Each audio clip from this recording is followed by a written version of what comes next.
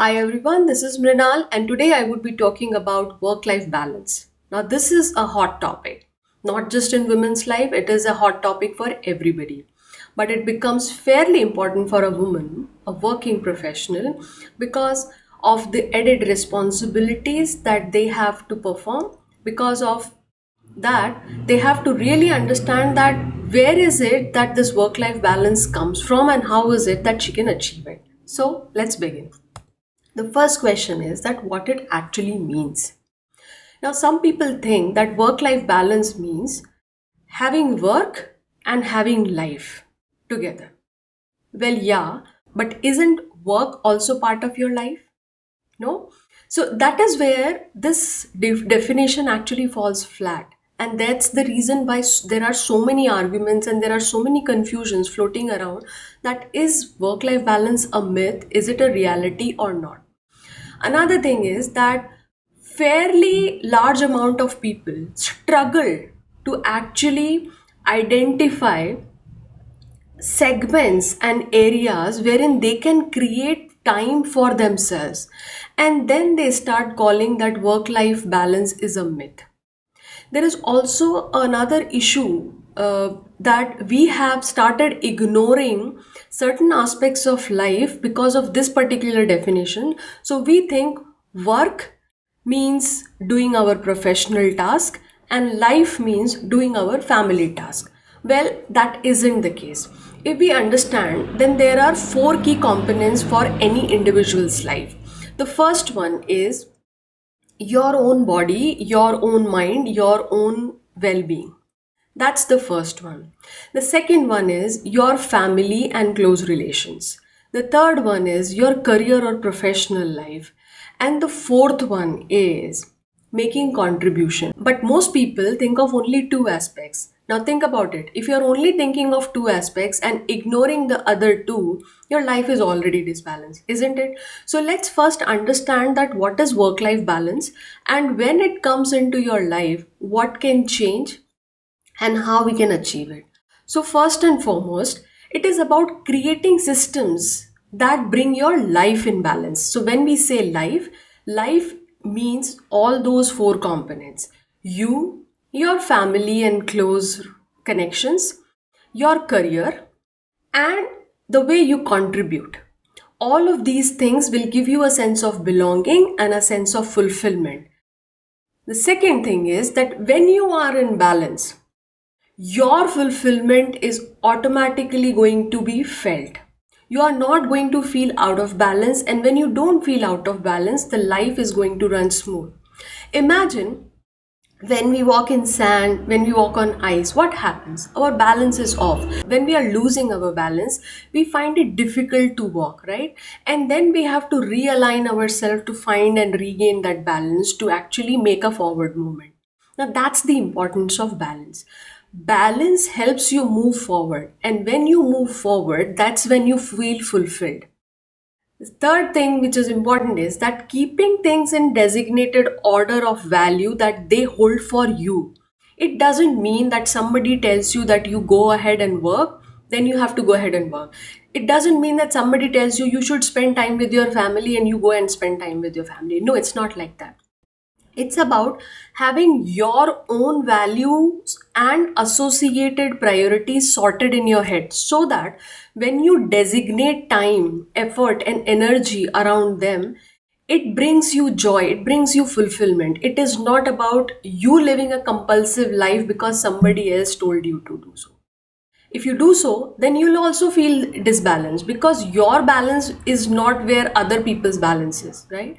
So you have to identify balance in a very customized and in a very personalized way. So understand that part. And most importantly, it is about identifying the optimum time for things that you value, because if you don't find optimum and something is left half done, if something is not attended to, it is going to start deteriorating and you are going to feel more and more disbalanced. I did another video wherein I talked about the weak link systems. The weak link systems is that things that hold dear to you, you just cannot ignore them because that is going to make you feel weak.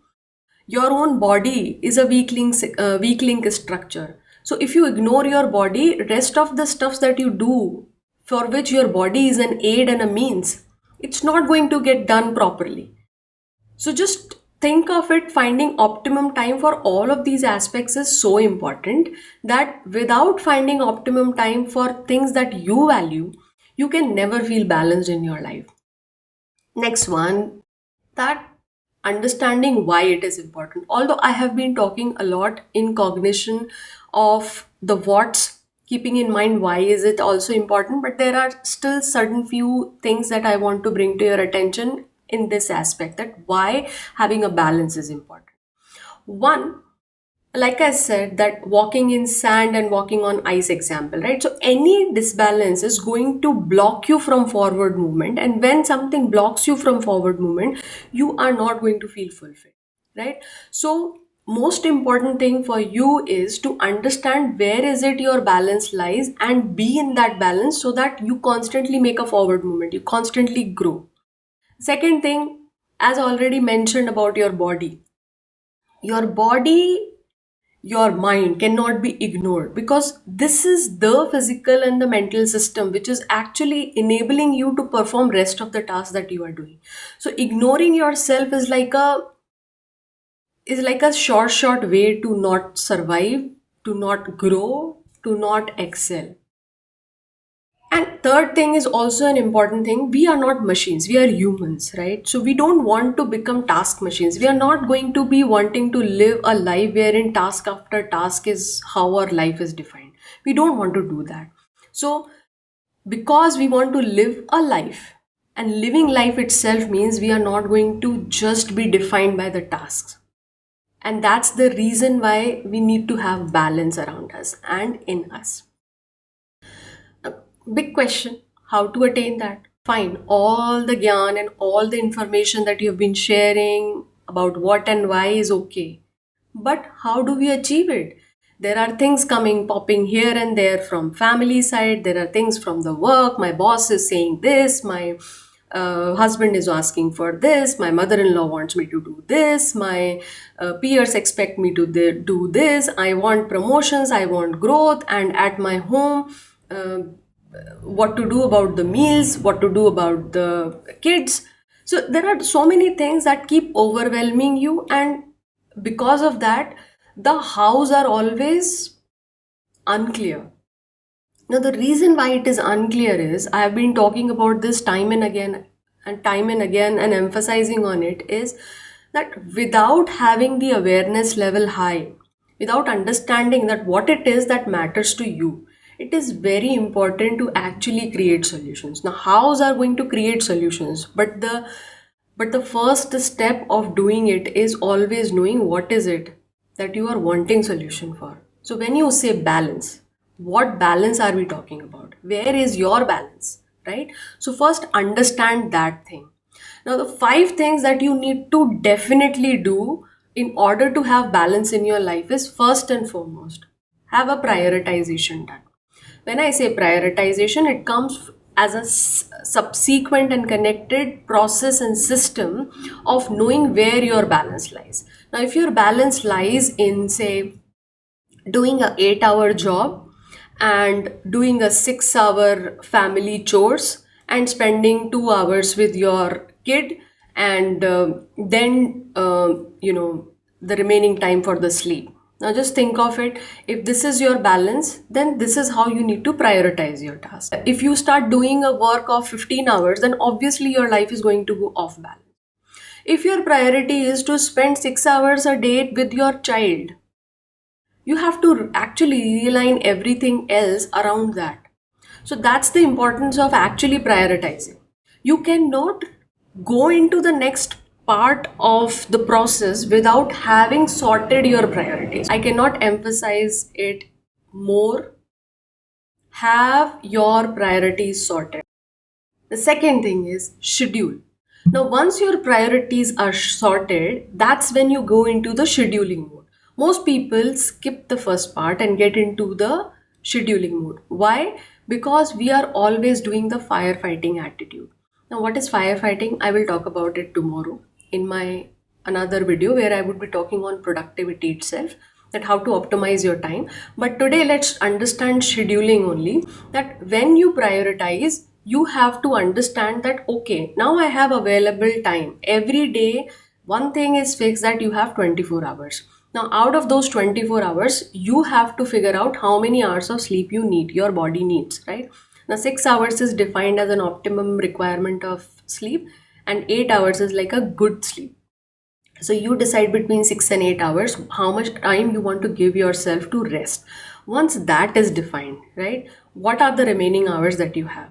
You have somewhere around 18 to 16 hours, 16 to 18 hours actually, right? And that is when you have to do rest of the stuff. So when you talk about rest of the stuff, think of it, what is it that you need to do to keep your body, your mind, your energy at an optimum level, so that you can continue doing the things that you are required to do in your career and in your family life, in your personal life, right? So keep that on schedule. Then think of it, what is it that your work commitments are requiring? What is it that your other priorities are requiring? So depending on your priorities, keep one thing first and the next thing which is going to follow that, once that part is sorted. Then the next thing comes is tracking. Now a lot of people forget tracking. It's said that what gets tracked gets improved.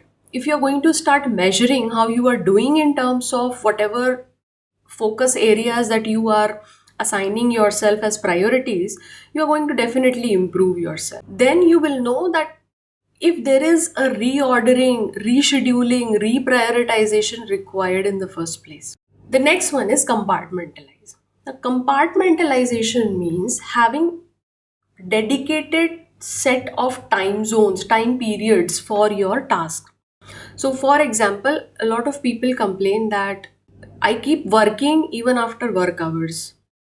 People bring work home. So basically your professional work is spilling into your personal time. Now why is that happening?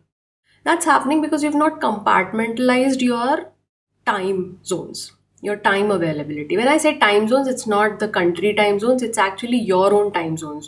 So morning hours, afternoon hours, evening hours, and night hours. Just allow yourself that time limit to optimally perform and create the best output that you can in that zone. So you create compartments for all four segments that we understood that are very important. You, your family, your professional career requirement, and your contribution. Now, for some of you, contribution might not feature as an important aspect. It might get blended into your family and your professional assignments itself, and that's completely fine. And last and most important part that people need to do is reflect. When I say reflection, it means that at the end of the day, find out 5 to 10 minutes to yourself and just reflect on how your day went by. Did you feel that your day was balanced? Did you feel that your day spent was optimum? There is an importance of reflection, because next day when you start prioritizing, scheduling, and tracking your things and compartmentalizing your time into it, this reflection is going to come handy, because this is going to give you a sneak peek into the reality of how your life is going. It is going to give you a very clear view and perspective into what you want and how it is going. So if there is a disbalance, it's a short indication that it's time to reprioritize things. Once you reprioritize, then the entire cycle goes back again, reschedule, track, compartmentalize, and reflect back again. So I hope this video helps you in finding your own balance and gives you some points to ponder upon, so that you stop calling work-life balance a myth and start working towards it, because it is definitely achievable. Hit the like button and do share your thoughts in the comments below.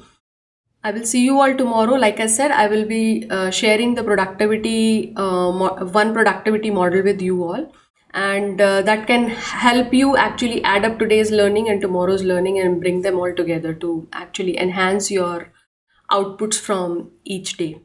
So see you all tomorrow. If you've not subscribed to the channel already, do subscribe and take care.